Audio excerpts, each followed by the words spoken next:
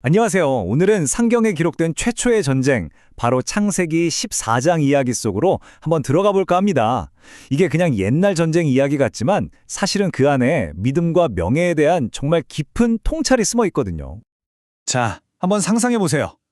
9명의 왕이 맞붙는 고대의 대전투, 그리고 갑작스러운 납치 사건. 결국 이 모든 것이 한 인물의 인생을, 아니, 그의 유산 전체를 뒤바꿀 선택으로 이어집니다. 과연 그날 무슨 일이 있었던 걸까요? 그럼 먼저 이 거대한 충돌이 어떻게 시작됐는지 그 배경부터 한번 살펴봐야겠죠? 이 전쟁은요, 사실 아주 오랫동안 이어진 지배와 그에 맞선 반란에서부터 시작됩니다. 자, 전장은 크게 두 편으로 나뉩니다. 한쪽은 북부연합, 그러니까 침략군이죠. 엘라망 그돌라오메를 중심으로 한 4명의 막강한 왕들이에요. 그리고 다른 한쪽은 남부연합, 바로 반란군입니다. 소돔 왕을 필두로 한 5왕이 힘을 합친 거죠.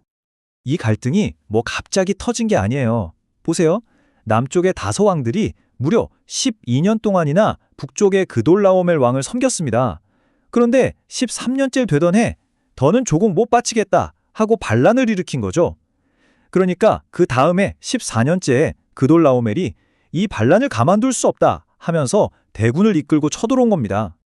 자, 이제부터 이 침략군이 소돔을 향해서 남쪽으로 내려오면서 어떤 파괴의 길을 걸었는지 그 행적을 한번 따라가 보겠습니다. 이 북부연합군의 진격은요, 정말 말 그대로 파죽지세였습니다. 가는 길에 있는 족속들을 그냥 다 쓸어버려요. 르바 족속, 수수 족속, 엠 족속, 당시에는 꽤 강력하다고 알려진 부족들이었는데 그냥 차례대로 다 격파하면서 남쪽으로 밀고 내려온 거죠. 정말 그 누구도 이들을 막을 수 없을 것 같았어요. 그리고 마침내 시딤 골짜기에서 결정적인 전투가 벌어집니다. 근데 여기서 반란군이 완전히 괴멸돼요. 왜냐하면 이 지역에 역청 구덩이가 많았거든요. 아주 위험한 지형이었던 거죠. 결국 이 지형 때문에 속수무책으로 당하고 맙니다. 자, 승리한 북부연합군은 이제 소돔과 고모라에 들어가서 모든 걸 약탈합니다. 물품, 식량, 사람들까지 싹 다 포로로 끌고 가죠. 그런데 바로 여기서 이야기의 흐름이 완전히 뒤바뀌는 사건이 터집니다. 포로들 중에 롯이라는 사람이 있었는데 이 사람이 바로 아브라함의 조카였던 거예요. 그리고 이 소식이 결국 아브라함의 귀에까지 들어갑니다. 자지 조카 롯이 포로로 잡혀갔다는 걸 알게 된 순간 아브라함은 더 이상 이 전쟁을 그냥 지켜만 볼 수가 없게 된 거죠. 그런데 아브라함이 이 구출 작전을 위해서 동원한 병력이 몇 명이었을까요? 바로 318명. 딱 318명입니다.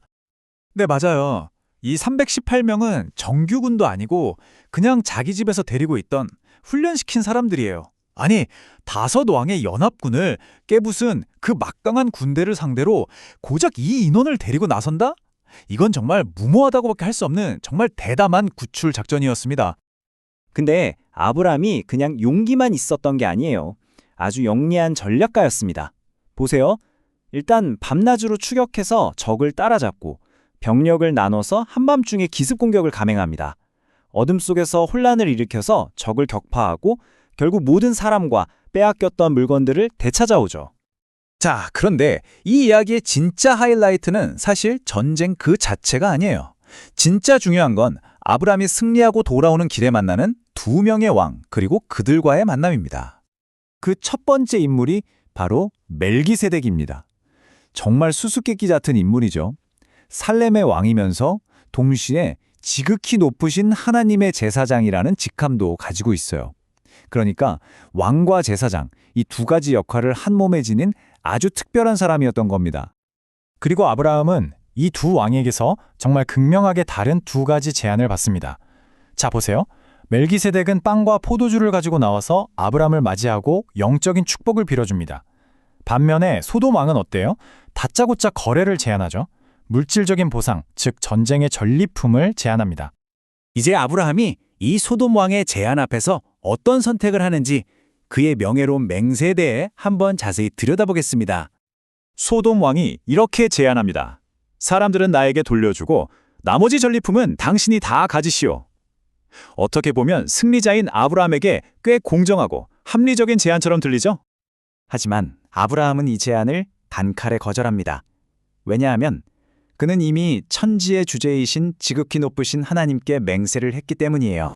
이게 무슨 말이냐면요. 훗날 소돔왕이 내가 아브라함을 부자로 만들어줬다 이런 말을 하게 될까봐 그 여지 자체를 없애버리고 싶었던 겁니다.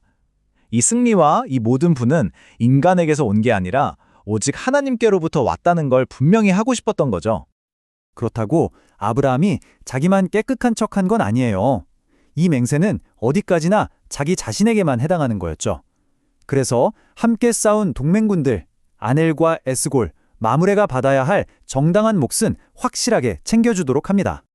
결국 아브라함은 엄청난 부와 명예를 손에 줄 수 있는 그 결정적인 승리의 순간에 재물이 아니라 자신의 신앙을 선택한 겁니다.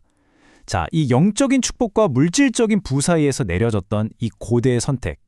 과연 오늘을 사는 우리에게 진정한 명예란 무엇인지 생각하게 만들지 않나요?